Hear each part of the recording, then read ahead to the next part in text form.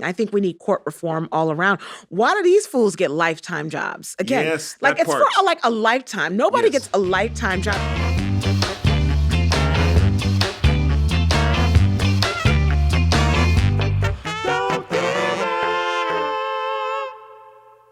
I feel like, again, when I'm sitting across from someone like you, like to say, yeah, I'm very busy seems sort of silly. We are all very busy. We are all very busy. Literally, I think about when folks ask me all the time, Lateefah, you must be so busy. This is the first time in my adult life that I've only had one job.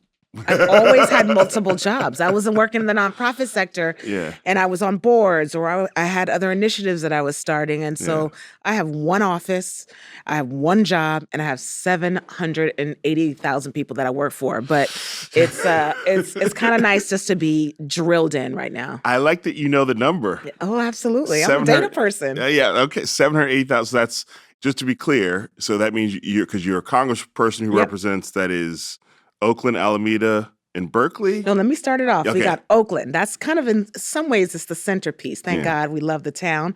Berkeley, San Leandro, Albany, Emeryville, Piedmont. Right? I'm glad Piedmont, they don't have... You know what? Strangely enough, you know, folks in Piedmont are quite progressive.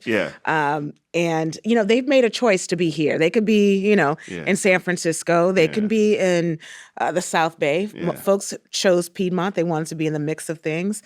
But so, I represent 7 cities, and it's a beautiful district. So for people who are listening who don't know, because I didn't know about Piedmont until I moved here, Piedmont is a city smack dab in the middle of Oakland. That's exactly right. That people who had the means to form their own separate town. They annexed out. So they wanted their own school district, their own police department. They wanted to stay away historically from the blacks and the Latinos. The history of Piedmont Asians. is as problematic as it sounds like it would be.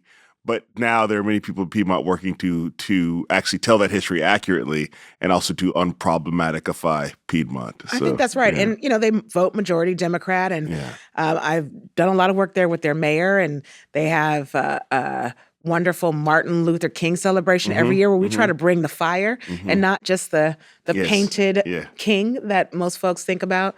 We have a lot of work to do everywhere.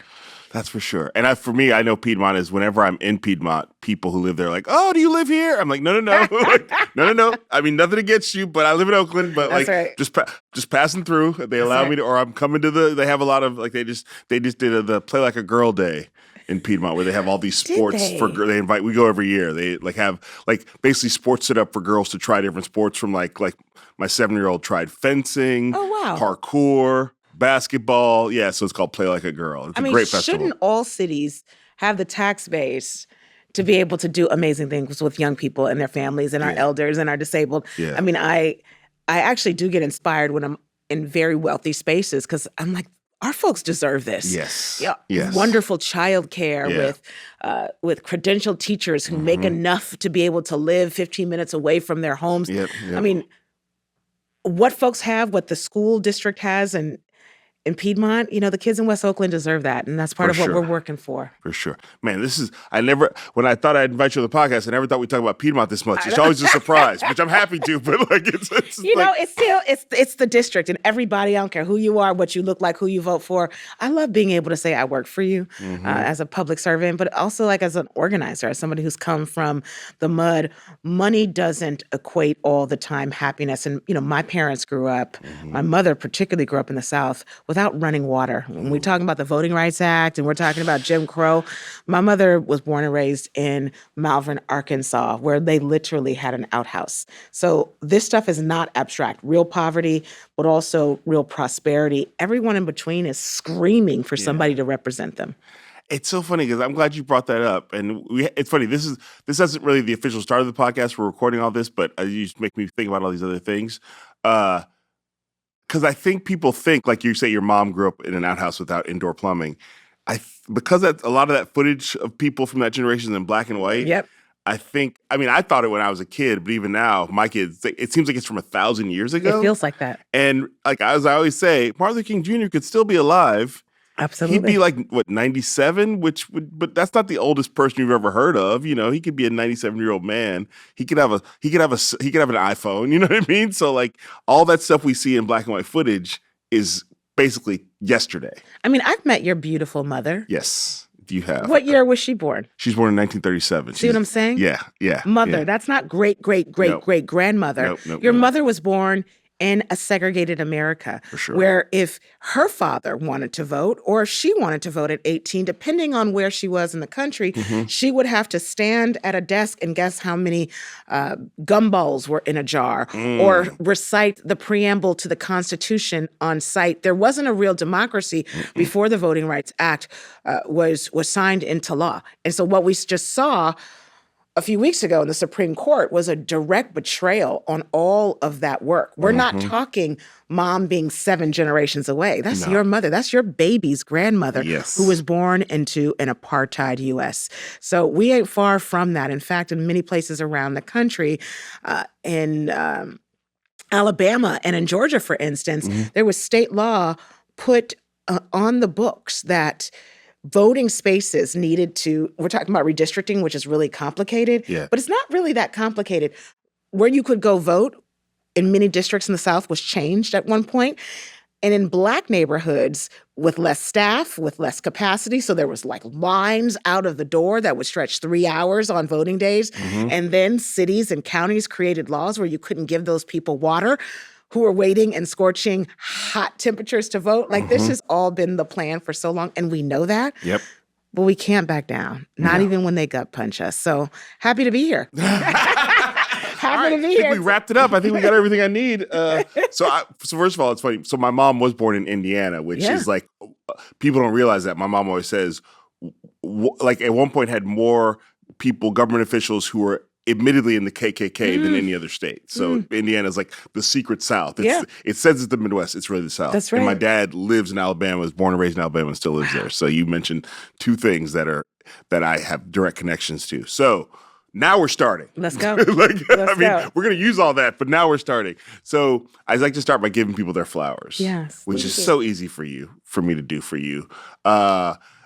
You make it easier for me to be who I am in the work I do. Oh, thank you. Because you're out there bravely saying the things, speaking up for Black women, speaking up for Black people, saying free Palestine, but also being against anti-Semitism, being for the LGBTQ community, plus being for all the letters of the LGBTQ. And if they add a new one, you'll be for that one too. I sure will be. Speaking for the poor folks, but also being able to speak directly to the people with money about how they need to do better. Absolutely. And so it makes it easier for me whenever I feel a little shy about saying something or being a little bit like, is this too far? All I do is go to your IG profile and go, oh no, Lateefah's already said it. So I guess. We're trying. Yeah. And we're trying not to, nothing that I've said or done in my life has been radical. It has all been purported by our collective faiths, right? I grew up Muslim with a super Christian grandmother. The idea is that, our God is supposed to welcome the neighbor. Yes. He tells us to welcome the neighbor and to support the widow, which I am one, to feed hungry children and to hope that, the blind have what they need to see and that the sick have what they need to get well. That's single-payer healthcare. That's loving someone who may have come out to you as transgender or LGBTQ. Like, I love their soul. And all I want to do as a mama bear and an organizer is to protect and love on folks who deserve just the most basic, the floor to live a life with some dignity. And so I don't think it's that radical. I think it's a lot more difficult to be a homophobe, to be anti-Black, to be racist, to create environments where people are unsafe. That takes a lot. It's much easier to just go by some of the written words that we know that tell us how to do the right thing. Yeah, to prepare for today, I was watching one of your speeches at the No Kings rally, and also you know how to give your flowers for, as much as I'm known as a comedian and somebody who's a good public speaker, you know how to do, as they say, talk that talk. So, and my mom has mentioned that too. We you mentioned my mom earlier. We saw you at the Planned Parenthood benefit, and it's like, and you get up there and start to preaching and whatever God you're pulling on or whatever spirit you're pulling on, it comes through you. So I heard you say the No King speech. I heard you say you ended with "Si se puede" and "salam." So it was like you really that's exactly right. Yeah. Yes, we can, and peace, right? Yes. And the idea, I was actually on a Zoom the other day with a ton of Muslim folks, Democrats, and asking, Muslims in this country to remember who we are. We came here in 1619, right? Those weren't just Black folks in chains. word says that about 1/3 of those folks were Muslim, and the Abrahamic faiths, in many ways, have been taken to ostracize and to demonize all folks. But what I am trying to do, and I've done in my service, is take what I have learned that is all good and really try to merge, those values into action. So thank you.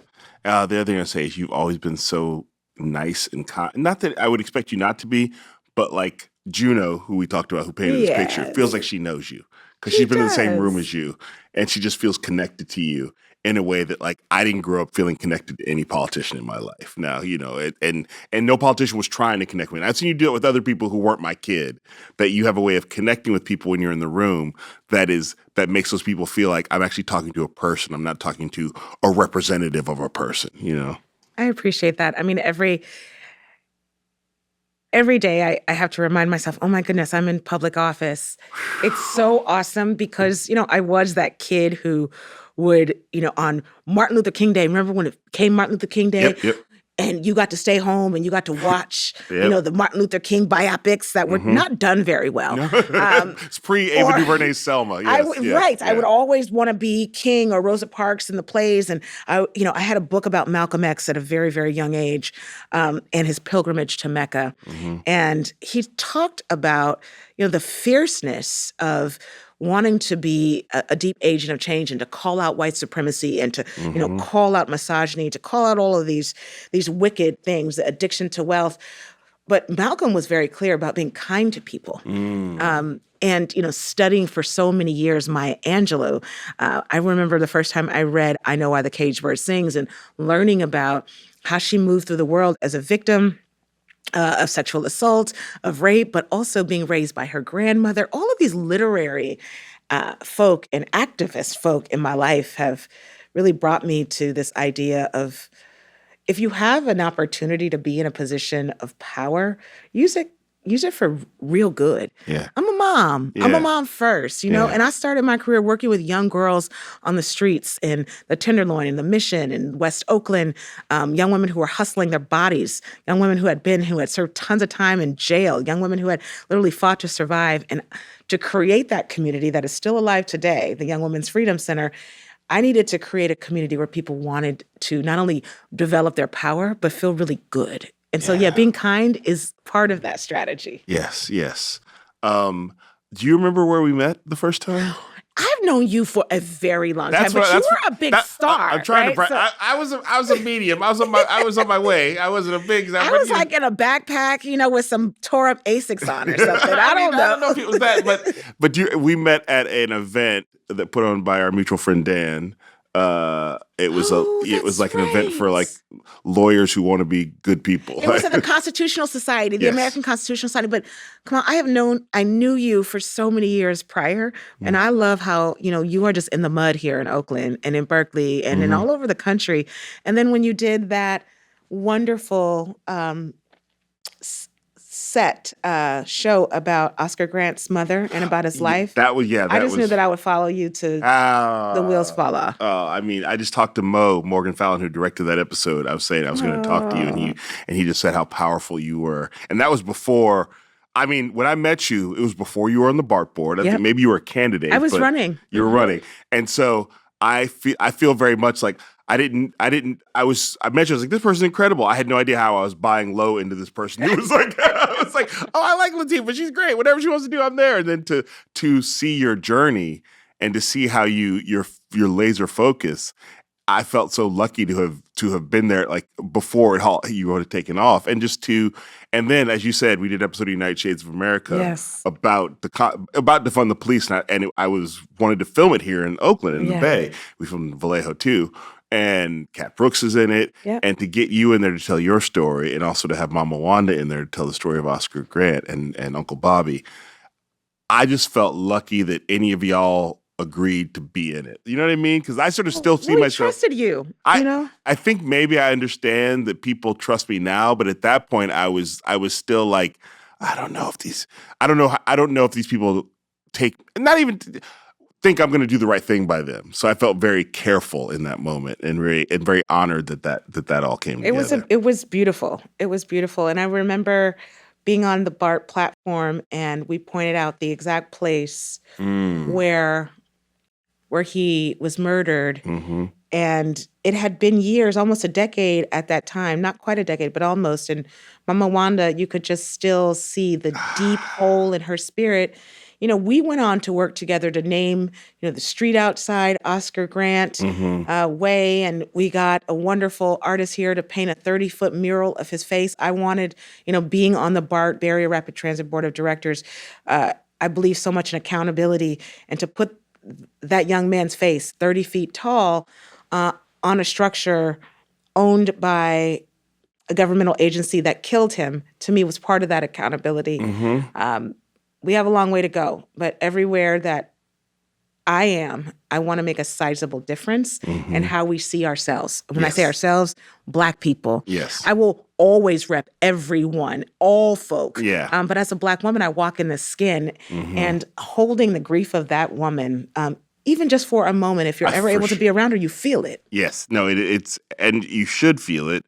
And the fact that she can carry it, and I think about this about Black mothers all the time who are in this position, where something happens to one of your children, often Black men, often at the hands of police, happens to young Black women too at the hands of police, and all Black people. But for these moms who then have to sort of end up in spokesperson roles, and they all seem to carry it and don't shy away from it, because it's part of being a mom, as I'm still a mom to this child, even though this child's been taken from me. Just the power that Mama Wanda has and just carries gracefully. I felt honored to be allowed to be next to her. She told that story of being, because I don't think she'd been up there. No. Yeah. She hadn't been up there. Yeah. Thanks for doing that. I mean, I feel lucky that I have that, I don't know if it's going to surprise you, but, when you tell CNN we're doing an episode about defund the police and we're not demonizing it, that was not like it was a tough time. It's still a tough time, but it was very brave, and I'm glad we got all of those voices out there. Some real interesting, beautiful activists and organizers and people who are healing from state violence. Yeah. So the other thing I want to talk to you about is that when I think about the Democratic Party and the trajectory that sometimes it seems to be on, and trajectory I want it to be on, I think about you being in the center of that trajectory that I hope the Democratic Party is on. Yeah. Because there's working with Republicans, which is its own trick bag. Yeah.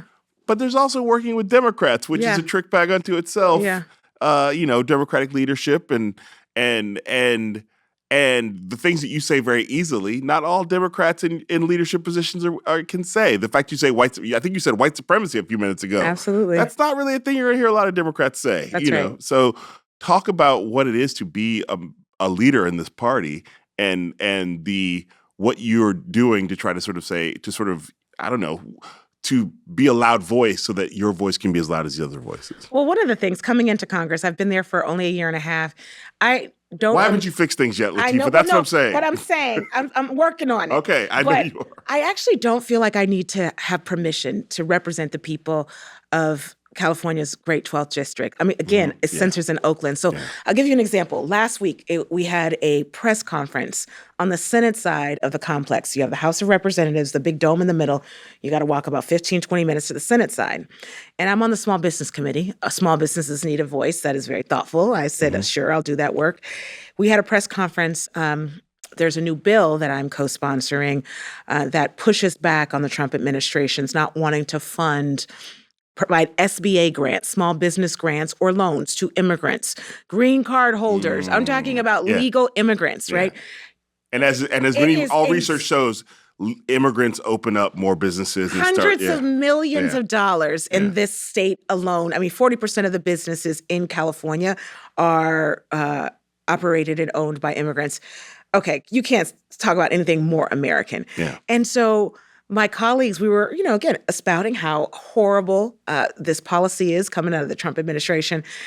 And when we were walking out, I said to myself, am I the only one who said that this was racist? Like racist, not like unfair or dishonest. I was anti-American. I was like, this, am I, I'm there to be honest. And I also linked it, which in some ways is a jump for many people, but talked about, this assault on, immigrant Americans who are paying taxes, who are creating Main Street, along with folks who, again, have citizenship. They're a part of a bigger fabric.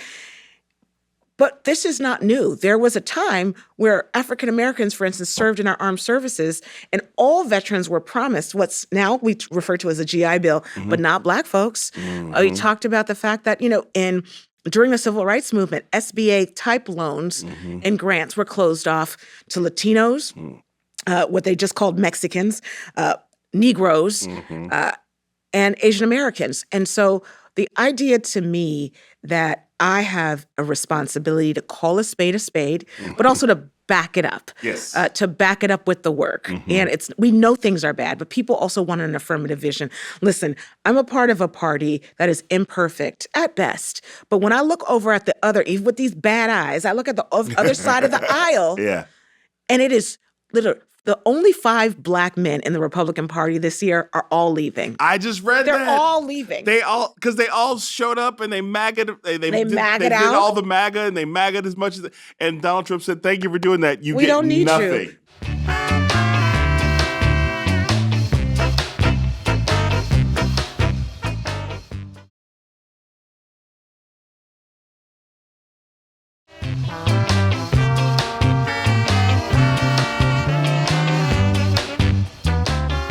But the racism is so clear. The demonstrative politics that are so anti anything that has to do with any faith practice. Yeah. They're stabbing, again, the widows and the hungry and the fatherless in the back every day. So my responsibility is to be absolutely Bay Area, our Bay Area values. My hope is that, as I continue to rise in leadership in the party, which I am doing,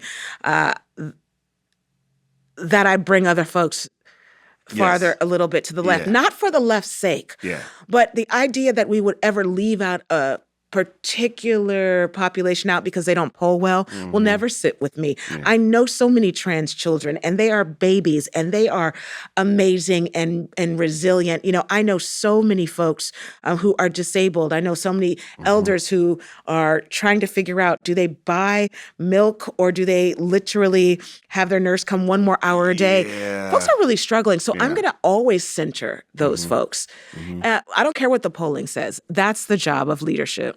I don't care what the polling says. That's the job of leadership. That's the phrase of the day. Because I think it feels like so many people in Democratic leadership, and not just even elected people, like the Ken Martin who runs the DNC. It's just the idea that it feels like you're listening to the polls and not listening to the people. I think that's how politics has gone. But we know that doesn't work for us anymore. Yeah. So what you all are going to begin to hear, hopefully so, is more courageous voices coming from members of Congress, both those folks who are running for Congress to enter the House and folks who are still there. We're talking about wars with real consequence. The first day of the Iran war, by the way, I found out about it the same time you did. The Democrats were not briefed. Ooh. Dozens of baby girls murdered, literally blown up. And for what, right? And it's been 60 days. Congress still hasn't really been briefed or notified of what the next steps are. I'm able to, talk about colonialism and freeing Palestine with a lot of clarity. I'm really not worried about any pushback. To be an anti-war candidate in this moment, of course, it takes courage, but it's the right thing to do.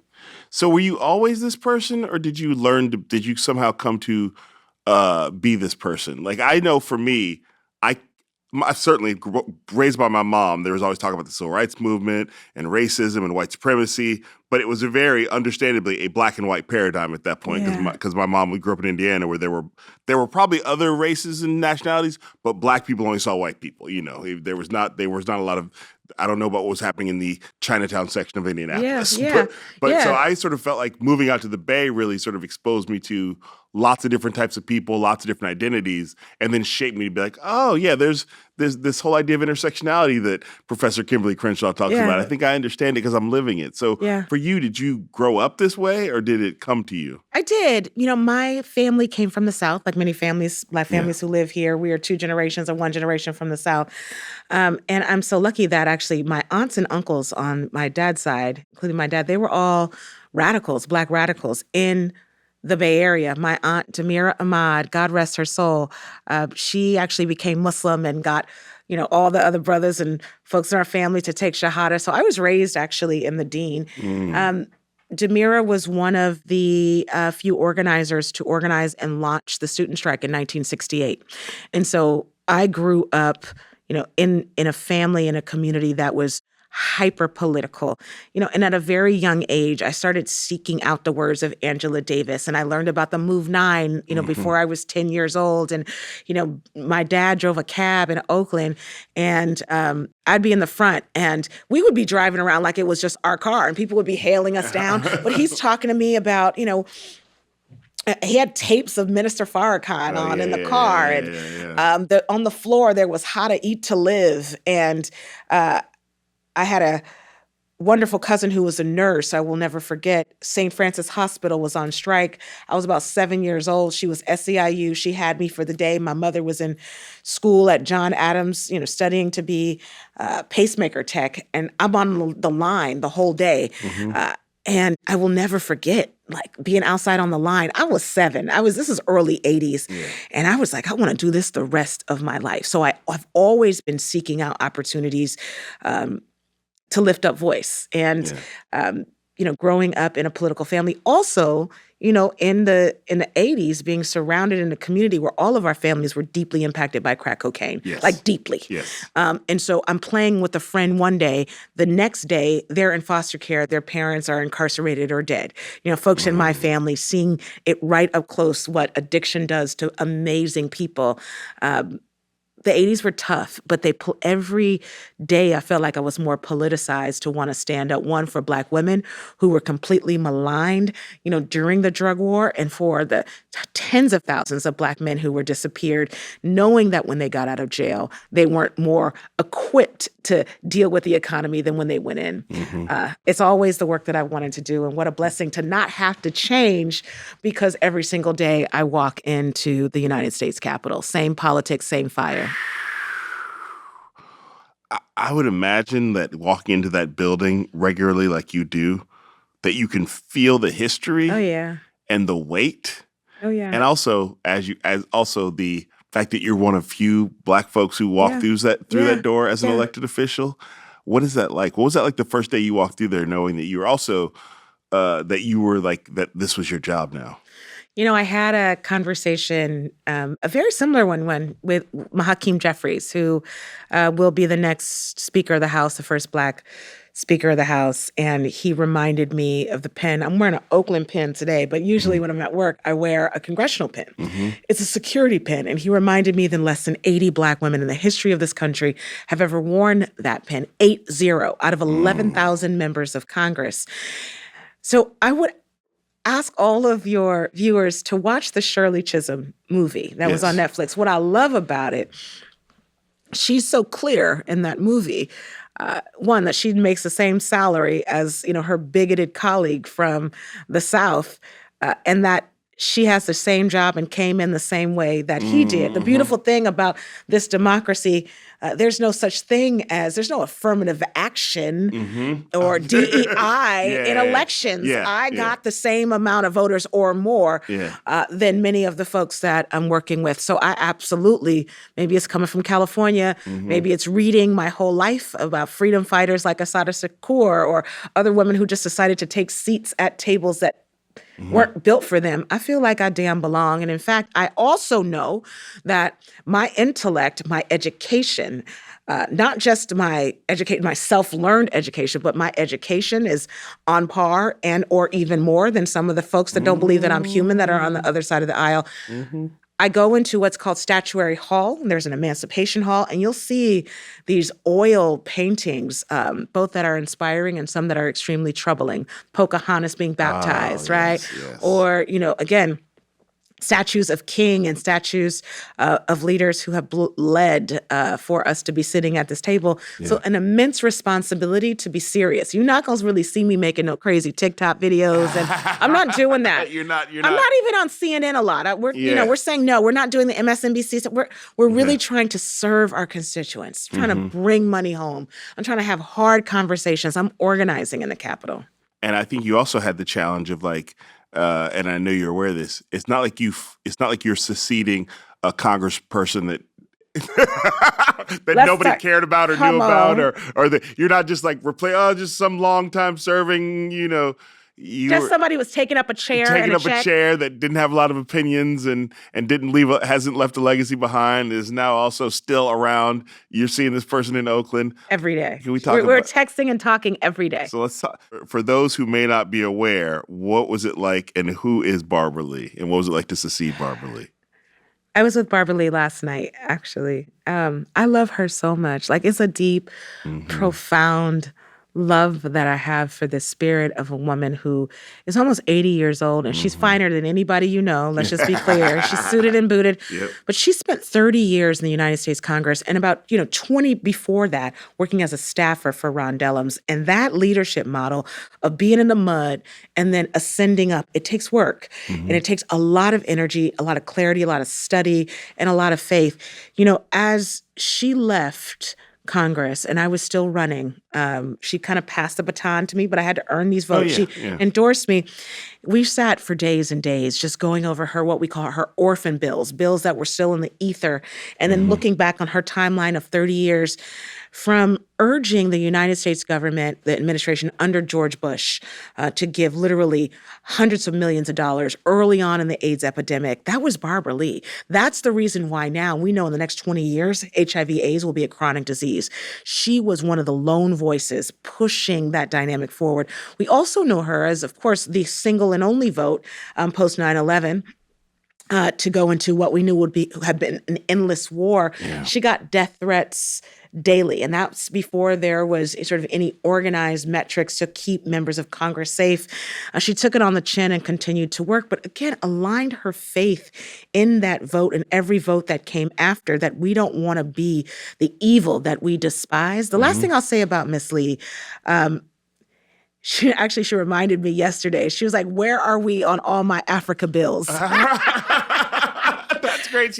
Let's be clear. She's now the mayor of Oakland, so she's got enough on her plate. But she's also she's like, Lateefah, you're doing a lot for small business, a lot around war, a lot around the Epstein survivors, a lot around transparency, reparations. I've co-sponsored reparations bills, but the president of the United States all but gutted what's called USAID, which was an agency that was supporting not with bullets, but with grain, and with food, with medical care, stopping really the assaults from malaria to HIV to hunger in places, which was political, not just that agency wasn't doing work to just be a good friend. Yeah. Part of the work of USAID was to keep people alive around the world, but also to slim down forced migration. And tens of thousands of people have died just in the last year and a half since we've stopped administering food and aid to babies, right, to the most ill, to folks suffering drought and devastation around the world. But one of the things she reminded me yesterday, there will always be a crisis. There will always be a war. We cannot forget about Africa.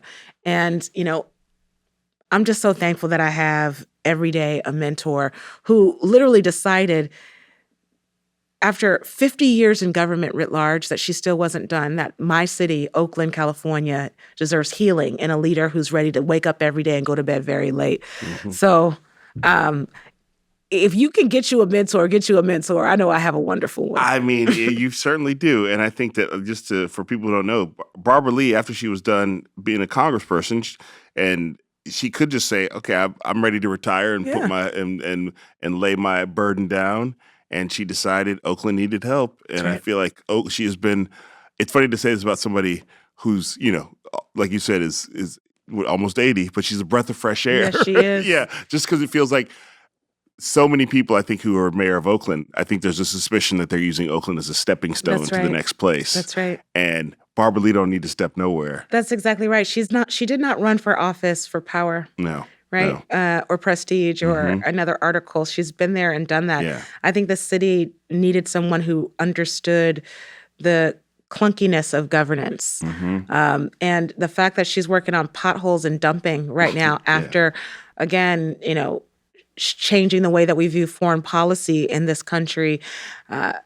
Healthcare, she was right there along with creating the opportunity that led to the ACA for folks to get healthcare, which now we call Obamacare, and so many other issues.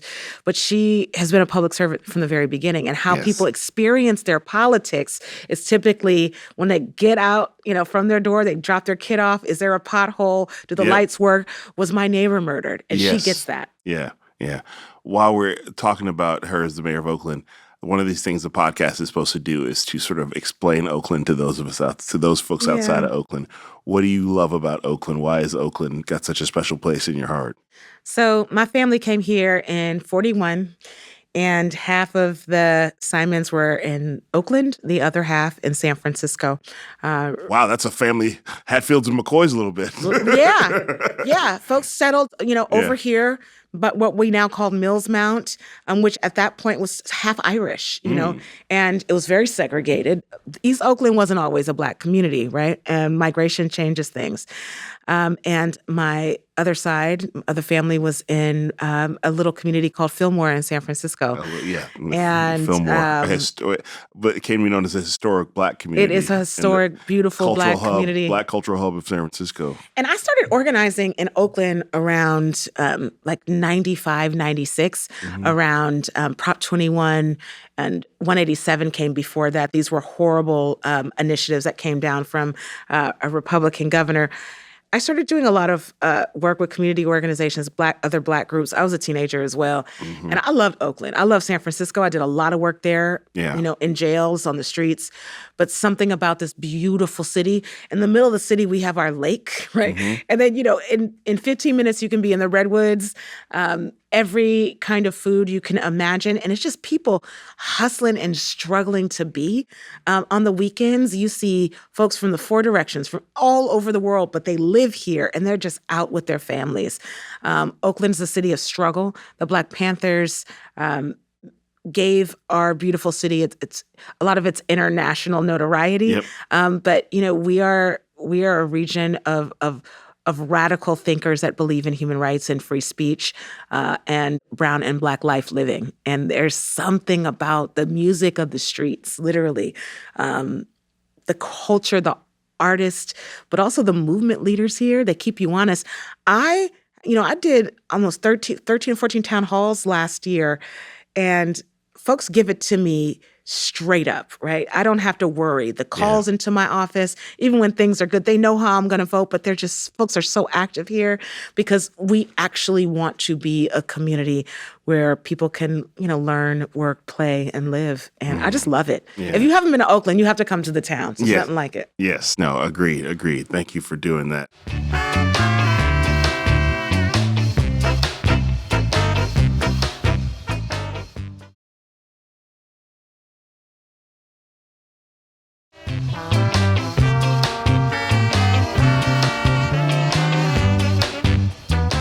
Like I said, I see you, I hope you, I work to make you, whatever I can do to make sure you're a center of the future of the Democratic Party. I mean, you're in the Democratic Party now, but also like in the upper room of the leadership, whatever that is. Yes. I don't know what your goals are. I'm not pushing you any direction or another, but I just want your voice to be centered. Can you let people know about other people who are currently were there Congress people or senators who you feel like these are people that I work with? These are the people. There are so many cool people that I would have never expected to be so wonderful and cool in the United States Congress, including some of the OGs, right? There's some super OGs in the Congress. There's a woman named Betty Watson Coleman, and she's leaving. She's from New Jersey. I just adore this sister. She was ceasefire pro-Palestine from the very beginning. She's somebody's auntie. You wouldn't think she had a foreign policy background. She will tell you, again, regardless of who you are, what the world should be like in a second. There's another sister named Summer Lee who's extremely young. And she's her United Shades when she was just I think she was a state representative at that point. Summer she graduated from Howard Law School like my oldest baby girl. There is not one moment ever will Summer in her gut, she just knows the right way to vote. She doesn't need she's brilliant, but she doesn't need a lot of analysis. She's just like, that doesn't sound right to me. So, and even folks like Nancy Pelosi, right? You may not agree with her politics every day, but there's something to me I find that is so interesting in her wisdom of how she works that floor. She came to Congress to work. Now, again, we will vote very differently on issues of foreign policy. Those are huge differences. And I am so curious and hungry about the overall vocation of moving something. So when she moved ACA and tens of millions of people got health care, I got to respect that. I got to respect that. And I also understand that politicians, in no way, they are not gods and they are not fierce mortal beings. They are accountable to the people that they serve. And so if we want politicians to do what we want them to do, then we have to stand up for them and hire and fire them. So there are a lot of folks in the Congress. I mentioned Summer and Bonnie as two of many folks. But, I hang out. The other day I was hanging out with Sister Sarah McBride, the first transgender member of Congress. Yes. Sisters from Delaware. I love her a lot. Yeah, she's bright. She's brilliant. And there's a lot on her shoulders, and yet she's just working. There's Mr. Clyburn, who's been in Congress for 1,000 years. And, every week I get to hear some piece of his history in Congress. He spends a lot of time talking to me and other Black members about really where we are right now and how it's not a crisis, it's a reoccurrence, right, of that Jim Crow force.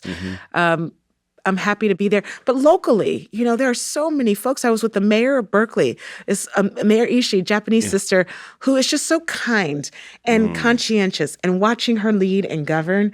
There are opportunities for folks to step in and do the right thing and to hold each other accountable. $5,000, a little check will never buy my soul. The last thing I want to say about that, I did come to Congress to lead, not just to be in a seat. I want to bring a lot of money back home. I want to save our healthcare system. I want to be a part of creating a new one where if you need a doctor, you go, where Black women are not dying in childbirth, where, if folks are leaving governments where tyranny is, the soup of the day, that there is a place here for them. I want to be a part of creating an immigration system that works and a market that is not extractive only. I'm a radical. So going into Babylon, going into, a space where we are debating and legislating a market, a capitalist market, where we're trying to oversee and hold accountable systems that have never truly worked for our folks. I do that from my faith's perspective, right? That if God gives you a platform, you work to make it better. Yes. I can be an ideologue all day and be like, this whole situation is bullshit. Of course, there's a lot of bullshit, but I can make it better. Well, that's what I was going to ask you about. I can make it better. Because there's also, so I just heard the number, 91 million people who are eligible to vote but aren't registered. There's also a lot of Black folks who sort of get caught up in, or a certain percentage of Black folks, I don't say a lot, who get caught up in both parties are the same. I'm not voting Democrat. We've been voting Democrat. Yeah. How do you reach those people who feel so, because I understand feeling disenfranchised by the system, and I also don't understand not giving up. You know what I mean? Or just thinking, or sort of aligning, saying all of this is the same, so I'm just not going to mess with any of it. I'm a super kind of goofy nerd, but I actually come from a real hood. I come from the Fillmore in San Francisco, and I say that to say that I am tough. I had to look at these. I had to fight every day as a kid, and for what's right. Whether I'm trying to break up a fight, or people try to fight me, or I'm helping somebody else as a little kid on the school bus.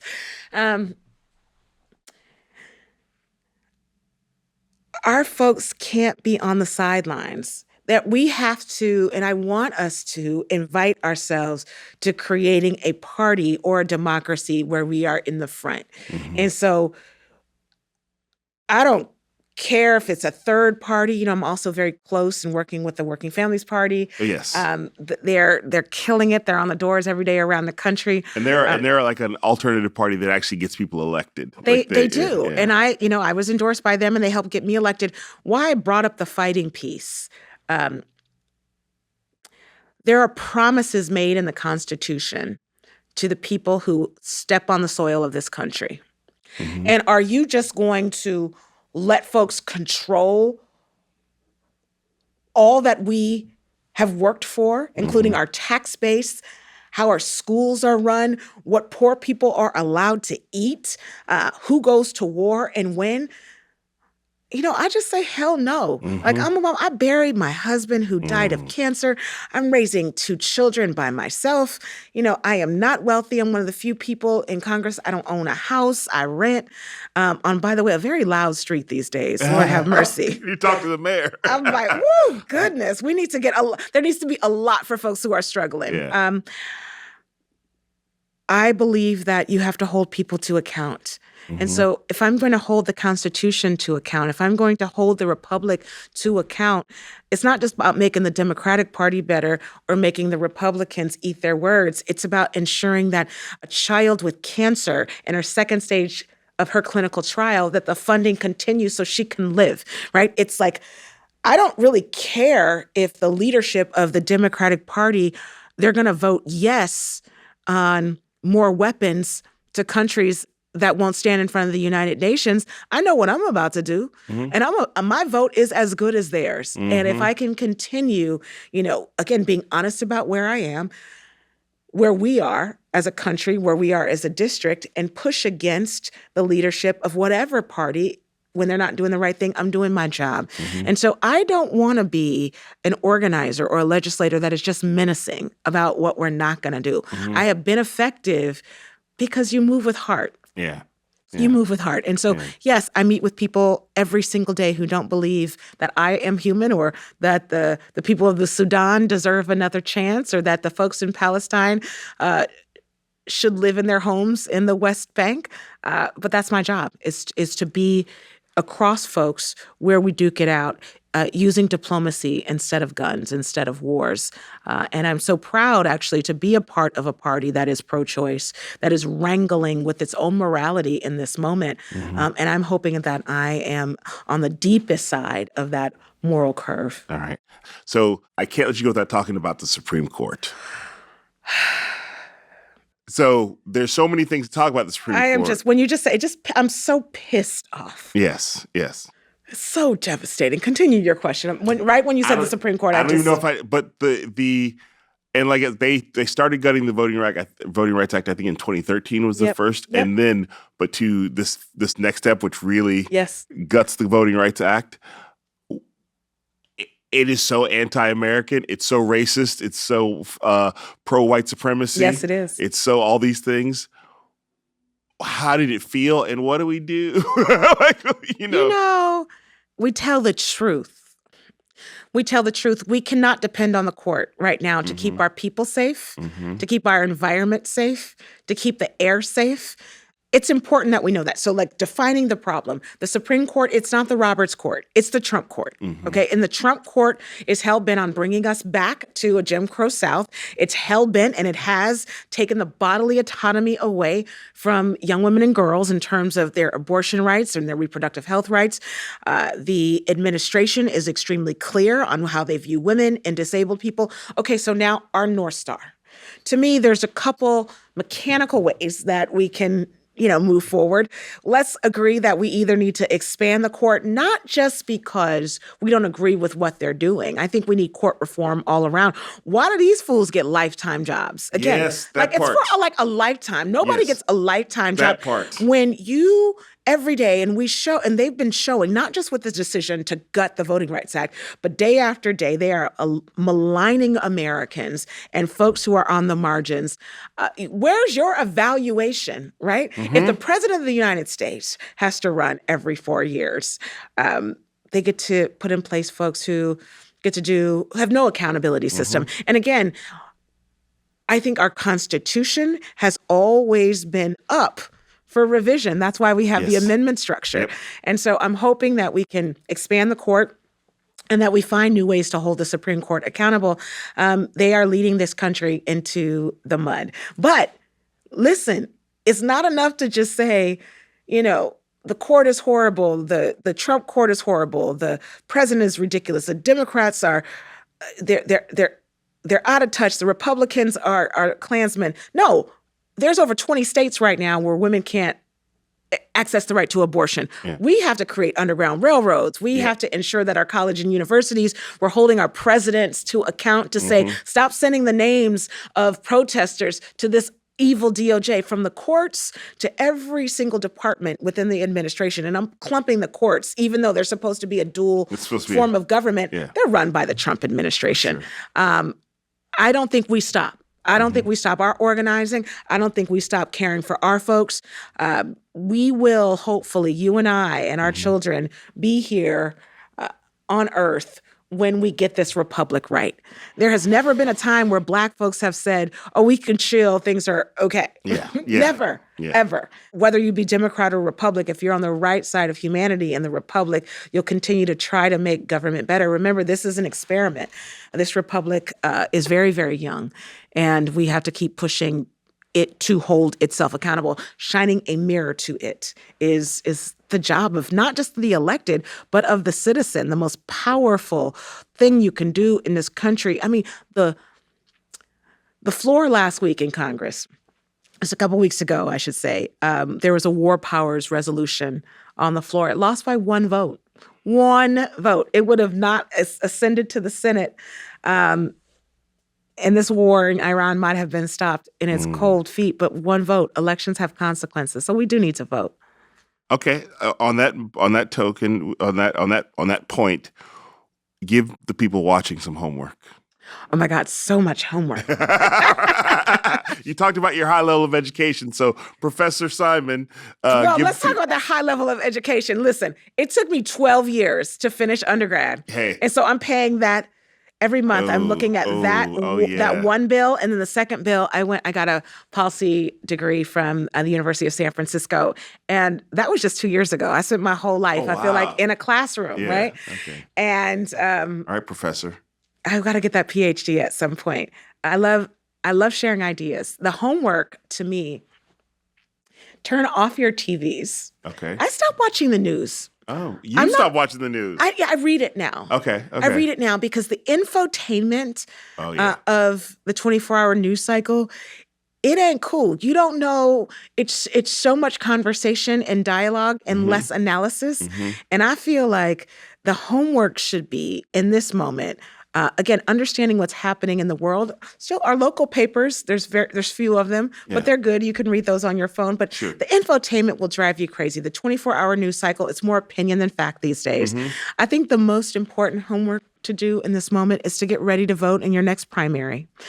In every state in the union, I don't know what Louisiana gonna do, but we have to win the midterms, because I don't care if you vote red, if you hate Black people and trans people. Your grandmother is going to be kicked out of her nursing home, okay? Right? Like, you're not going to be able to get health care when you need it. If you're in a union, there is a great push to deunionize the country, right? If your daughter is raped and she lives in half of the states in this country, she will not have access to reproductive health care. She will not have a choice but to carry the child of her rapist. I can go on. I mean, it's sounding nasty and hardcore. Go on. We need it. But the thing about the vote in this moment, you get to hire and fire some folks. So if you don't have the opportunity to manage in your own life, well, you have it this year. You can manage. You can manage the corporation of the United States, which is, to me, the federal government. They owe you Social Security if you have worked. Again, if you have cancer, I want you to be able to get treatment. I want you to have research on your side. I want for that mother who is working and going, to college at night to be able to have affordable daycare in the morning. So, yes, start reading your news if you have, the wherewithal to do that. But more importantly, let's step back and think about the world that we want, the world, that North Star. Be good to people. Once I was at a forum with Barbara Lee, and it was before I was even on the BART board. We were talking about women in politics. And I had been doing political organizing. And so Miss Lee, when she was in Congress, she invited me and some other folks. It was a school somewhere in the district. And a little girl, she was about, maybe in the 6th grade. And she asked, I want to run for office. And Barbara, Miss Lee, said, I want you to volunteer at a childcare center first. I want you to think about serving first. I want you to work with people first. I want you to make sure the elderly person next door to you has food. I invite them to dinner. So how we take care of ourselves during times of war, how we take care of ourselves when gas is $6 and your neighbor might not be able to get to childcare the next day. We can turn off the TV, fill ourselves with culture, read the news, but more importantly, be good to each other and organize, and let's vote, and let's get these bastards out of office. All right. I ask everybody to sort of relate to this, if there's some cause they want people to support or know more about. Is that your...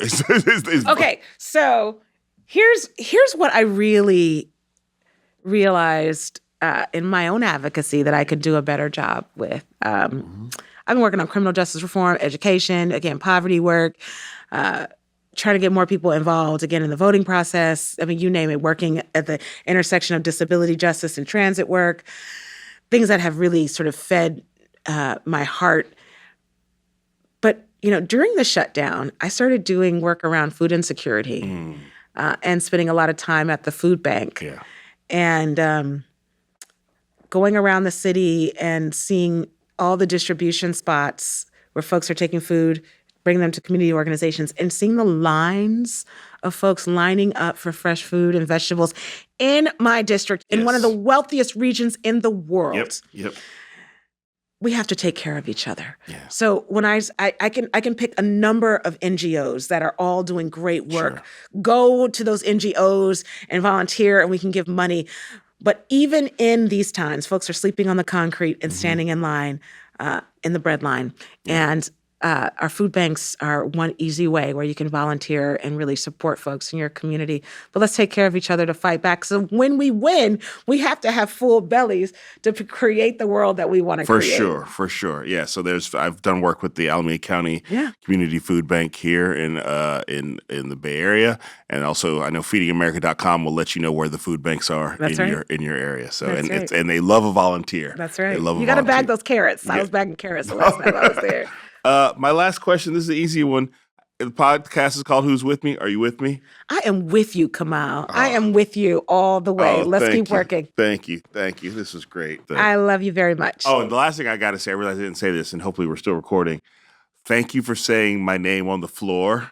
My dad was so proud of me after the Celebrity Jeopardy win. You better win some other stuff so I could. So every week we tried to illuminate someone from the district. Yeah. And we just started the program, the Constituent of the Week. And I said, let's start with Kamau.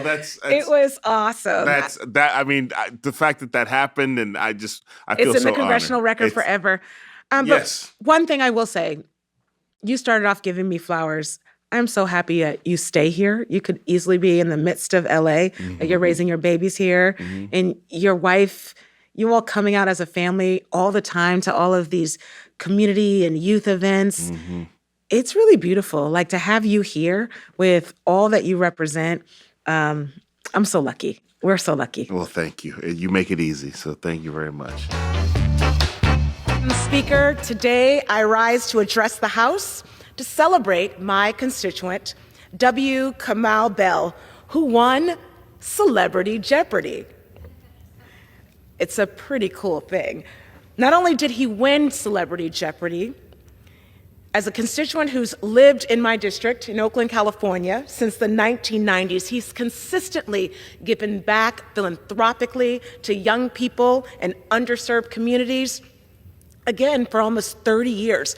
After winning Celebrity Jeopardy, just recently, he gave $1 million, the full winnings, back to community, specifically to the school district in Oakland, California. His donation has supported over 200 projects in Oakland schools, including Castlemont High School. Just recently, I visited Castlemont High School, and met with these amazing students who are full of potential. These students are not only the future, they are the now.